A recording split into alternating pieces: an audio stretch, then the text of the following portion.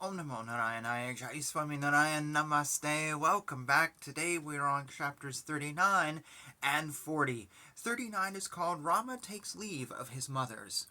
After the king heard the words of Rama along with his wives, when he saw Rama in the dress of the ascetic, his senses were deprived because of grief, and he was tormented. He could not lift his eyes to see Rama and speak to him due to great sorrow. That great king fainted due to great sorrow, and that great one wailed because he was only thinking of Rama. Earlier I might have separated several children from their families, and I might have troubled human beings because of that. This hardship might never have come to me. Without the proper time nearing, the soul will not leave this body, and possibly because of that, even after my son removing the fine clothes he was wearing and changing into ascetic garb, and even after standing in front of me, and also after Kakeyi tormenting me, my soul is not leaving me. It is because of only Kakeyi, who practiced deception to meet her selfish ends, that all these people are suffering. After telling all this and having uttered with sorrow, once, Rama, his eyesight was blanked out by tears, and he was not able to speak. That king, after regaining his senses after a moment, with eyes full of tears, addressed Sumatra. After taking a suitable chariot and having harnessed good horses to it, you shall leave this accomplished one in the forest outside the city. I consider this to be the reward of good people for doing good acts like this one, where the mother and father are seeing their heroic and pious son being banished. As per the order of the king, Sumatra of swift steps brought a decorated chariot yoked with horses to the place. That charioteer with folded hands informed everyone that a golden chariot harnessed with gold horses had been brought for the use of the prince. The king, who was an expert in the affairs of time and space, summoned an officer of the treasury, who was firm and honest, and said to him, after calculating the number of years that Sita will live in the forest, bring highly valuable apparels and dress for her, which would be sufficient for her. Hearing the words of the great king, that officer went back to the treasury and brought all those things that were needed by Sita and gave them to her. That high-born pretty Sita started to depart to the forest after wearing sparkling ornaments on her pretty limbs. That well-adorned Sita lighted that palace like the sun rising at dawn, illuminating the sky. Queen Kausaya hugged her daughter-in-law and, kissing her on the forehead, told the following words to her, who was acting on a manner not evoking pity from others. In this world, the untruthful women, though greatly honored by their husbands, never follow their husbands when they fall into misfortune. It is the characteristic of women that though they have experienced pleasure earlier, on experience even a little discomfort, they censor their husbands or even abandon them. The young ladies who have decided to do sin are untruthful, perverted, and have a mind difficult to comprehend, and in an instant they become devoid of affection.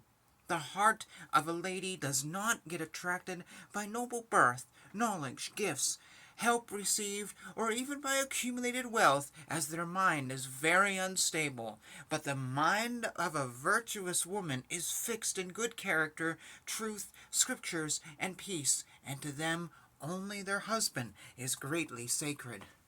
During your travel outside in the banishment, you should not feel disdain towards my son, for whether he is rich or poor, he is your God.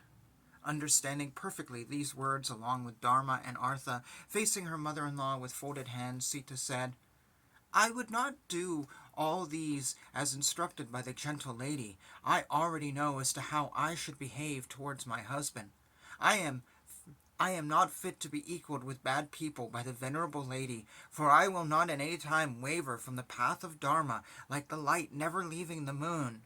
You cannot play a veena without strings, and you cannot run a chariot without wheels. And like that, a woman cannot find happiness without her husband, even though she has 100 sons.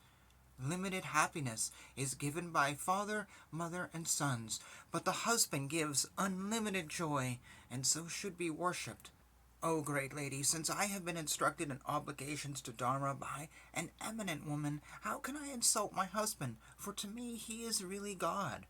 When When Kausalya heard these heart-stirring words of Sita, that lady's pure mind was filled by sorrow as well as joy, and burst into tears of joy. Rama, after hearing the words of his mother, who was a great follower of Dharma, with hands folded in salute, went near her and spoke. "Mother, do not be sad, and look after my father as well.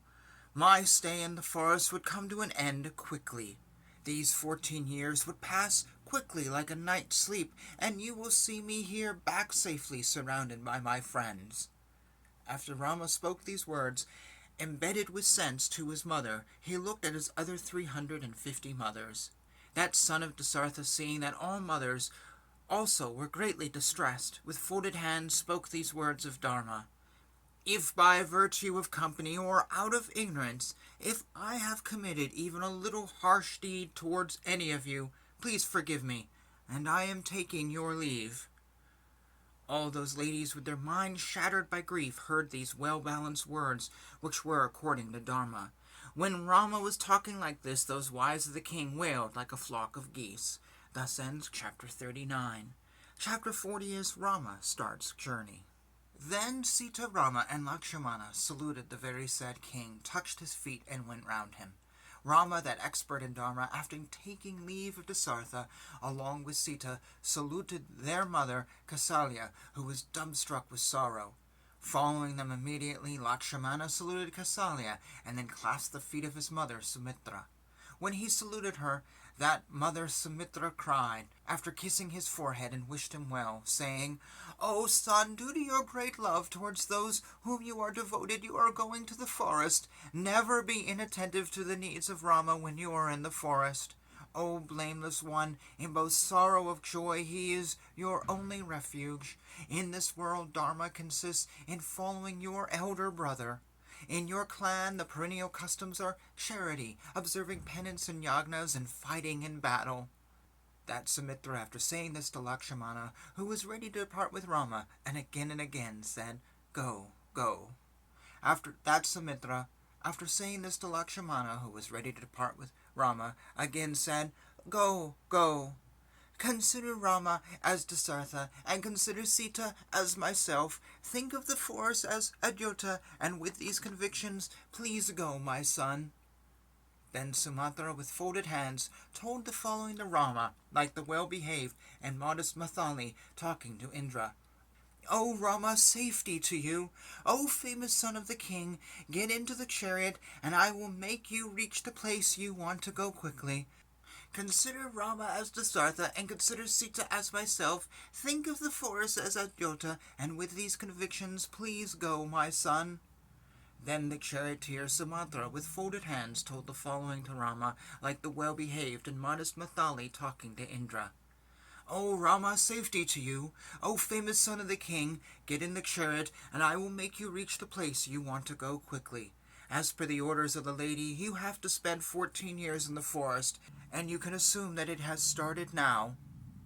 With a happy mind, Sita, after decorating herself well, climbed into the chariot, which was gleaming like the sun. Afterwards, the brothers, gleaming like fire, immediately boarded the chariot, which was decorated by gold. Then the father-in-law gave ornaments and cloths to Sita, after checking whether it was sufficient for her length of stay in the forest. The multitude of weapons, along with armors for brothers, were kept in the center of the chariot, along with hard leather covering their hands.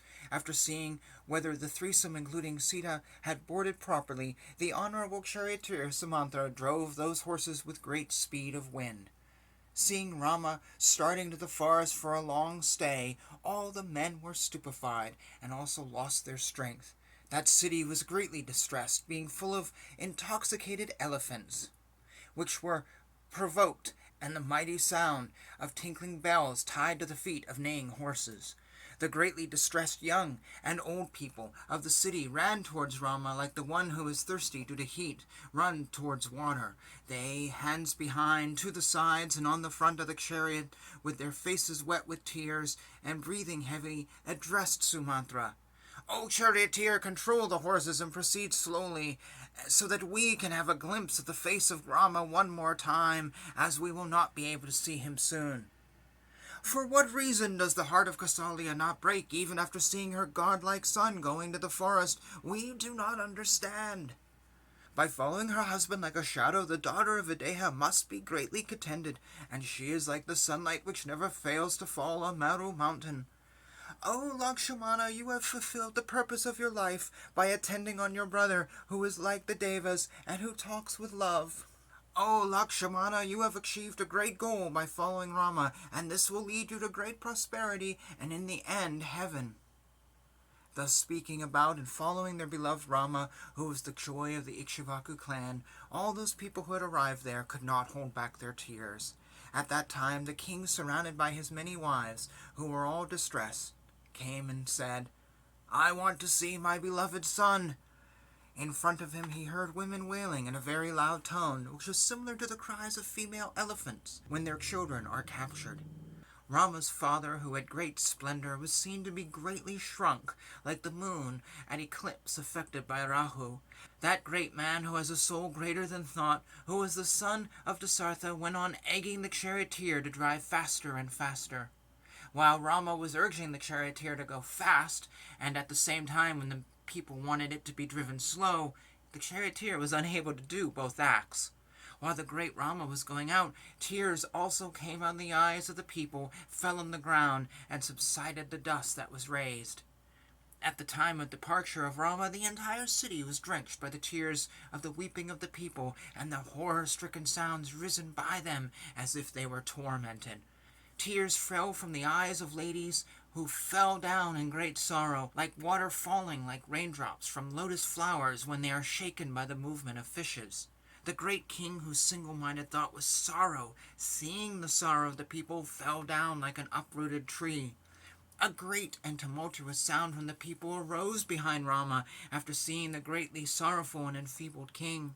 Some people cried out, O Rama, and others cried out, O mother of Rama, hearing which made the members of the inner apartment to cry loudly themselves. When Rama, hearing that, glanced back, he saw his mother and father following him behind with a highly disturbed mind.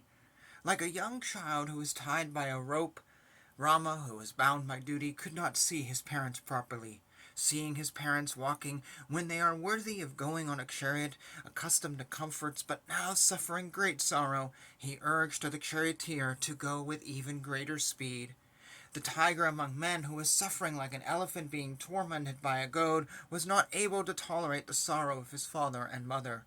Like a cow running to the house to see its calf, which is tied there due to its great affection, Kausalya ran after the chariot. Kausalya, crying, followed that chariot, wailing, O Rama, O Sita, O Lakshmana, and shedding tears for the sake of Rama, Lakshmana, and Sita. The king cried, Stay, stay, as Rama said, Go, go, and the mind of Sumantra felt like it was caught between two wheels. Rama said to Sumantra, When the king reproaches you for not stopping, you can always say that you did not hear, but prolonging this agony is sinful. Obeying the orders of Rama to drive fast, that charioteer, even though prevented by people, drove the horses faster. The people of the king, after mentally going on Rama, returned back, but the flow of tears of all the other people did not stop, even mentally. All those who desire go back, do not follow him for a distance, said the ministers, addressing King Dasartha. Hearing those words full of virtue, the king, with a body covered with sweat and a melancholic look, along with his wives, stood there, staring after his son, who rode away in the chariot. Thus ends chapter 41. I got the image of someone going off to prison while I was reading this, though whole cities usually don't go after someone who is going off to prison, but that's what I feel like here, that it's the same thing, a mother going, you're going to go away, and you'll be back in 14 years, and I've known a few people who went off to prison, and I will say this, they adorned Sita with nice garments in the end, but honestly, if I was going into the prison forest for 14 years, I think I'd want something better than nice garments. I don't know how silk will work against the elements. I don't think it's going to last very long. I think the aesthetics wear bark because partly it lasts. And it may not be comfortable, and it might also, remind them of discomfort, but it also is going to withhold the elements.